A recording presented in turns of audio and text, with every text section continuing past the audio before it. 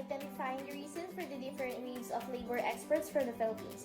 The concept as well as the evolution of labor out-migration in the Philippines can be traced back to colonial times until it was institutionalized through the Signed Labor Code of 1974 under the regime of the late dictator President Ferdinand Marcos up to the administration of President Corazon Aquino. We can say that there were lots of things that happened in the past that shape our labor experts today, making these things important to tackle. According to the Philippine Overseas Employment Administration, the Philippines was able to deploy at least 2.2 million Filipinos abroad in 2013, providing at least 26 billion worth of remittances that contribute hugely to our gross domestic product. With these huge amounts, it is hard to believe that the labor migration of the country had early accounts during 1565 to 1815, when Filipinos aged 16 to 40 were forced to work to 40 days abroad through the Spanish galleons in the Manila-Acapulco trade. James Steiner explained that the galleon trade contributed hugely to the migration system of the country. Some jumped over ships and decided in areas like U.S. mainland and Mexico. Meanwhile, during the 18th to 19th centuries in the Philippines, took part in the Industrial Revolution and the occupation of the British in Manila. Because of the issue in land ownership at this time, such as poverty and underdevelopment, it paved the way to increase the streams of migration in the 1900s. Then, in the 1970s, Marcos officially launched the country's labor export program. It was then followed by the creation of the term heroes pertaining to OFWs during President Aquino's speech in Hong Kong in April 1988, saying the words, "Kayo ang mga bagong bayani." This reached another peak of labor export of the Philippines, where the culture of going abroad as the form of sacrifice was normalized. As the globalization happens, in order to supply contract labor directly to foreign enterprises, marine agencies, and governments, our government founded the agency that would eventually become known as the Philippine Overseas Employment Administration, or POEA. Following the amendments, Filipinos who work in other countries are now subjected to the jurisdiction of the Philippine government. And as time goes by, the labor migration has changed. Male migrants outnumber the women. The occupations are now expounded. Examples of these are the professionals, domestic workers, factory workers, and of course, the tradition work such as construction workers, marine workers, and nurses still remains. Migration became a global phenomenon. It is growing rapidly in accordance to globalization process. The labor out migration started in colonial times to under President Ferdinand Marcos until the administration of President Corazon Aquino. The exports mentioned a while ago has a big contribution, especially to the development of our economy, but it failed to protect the migrants abroad. Some of them became part of a forced labor system with the age of 16 to 40 years old and had to work 40 days in a year doing various works.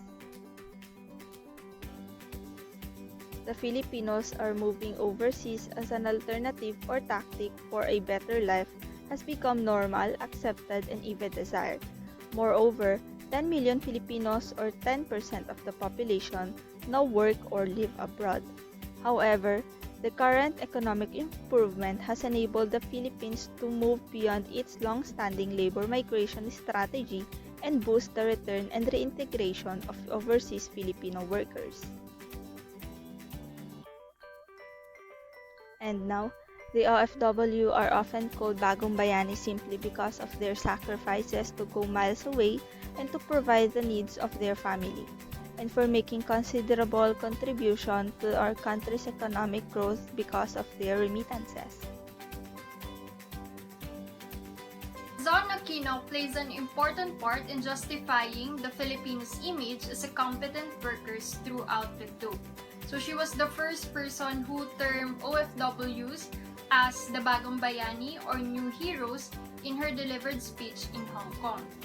Back in the Marcos era, OFWs are known to be at the bottom of the socioeconomic hierarchy in the Philippines and also known to humiliate the Philippines' name by performing domestic works in other countries.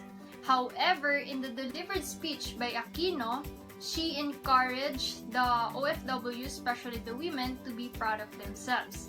So this situation proved a crucial point in shaping the issue.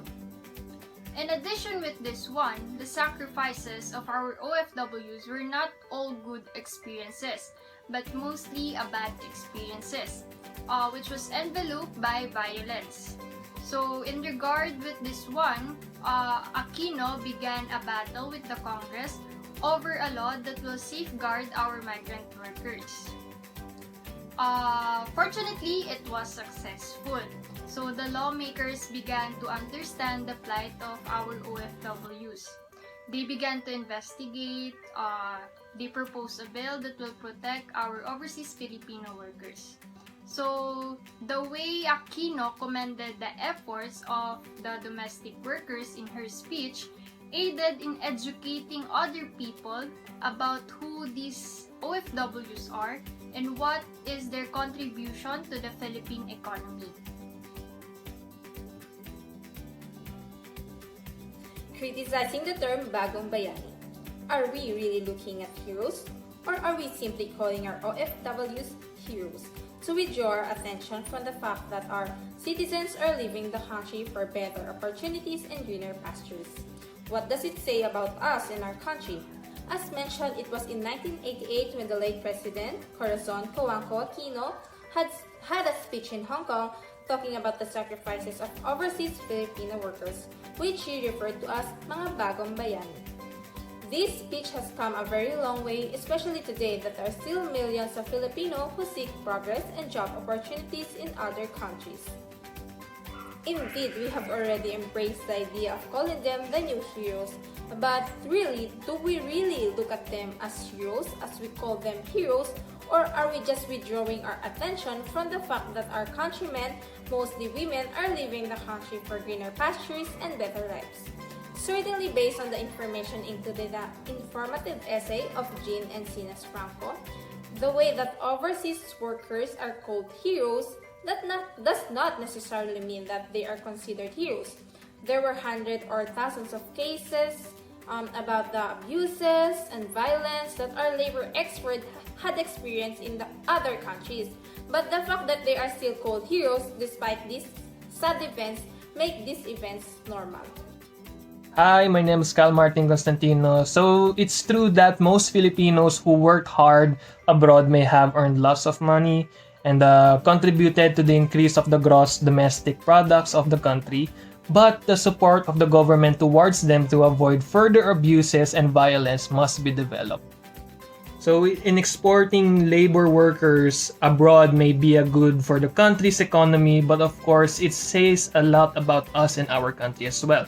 We have normalized the heroic discourse of what migrants may experience abroad, may it be bad or good, and reach a point that we just made these things acceptable and a fact of life. Now, the lack of support of the government further highlights its goal to just benefit from the sacrifices of the OFWs. Now, it's about time to retell the history of migrant workers as we provide them better support and the opportunity to work, earn, and live a good life in their own country. So together with their families as well.